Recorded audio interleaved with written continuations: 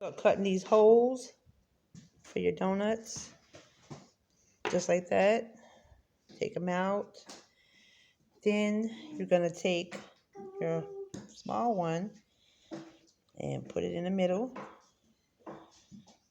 You're gonna put it on a baking sheet with your little one. You're just gonna let them rise and keep doing it. So I cut all the donuts out with the cutter. So now we gotta wait for them to rise, and then we're gonna fry them. We're gonna go ahead and start dropping in our little donut holes into our oil. Just let them cook till they turn brown. There's some donut holes. Got some more in there frying. Just make sure you keep your fire on low. So now we're about to start putting in our big ones.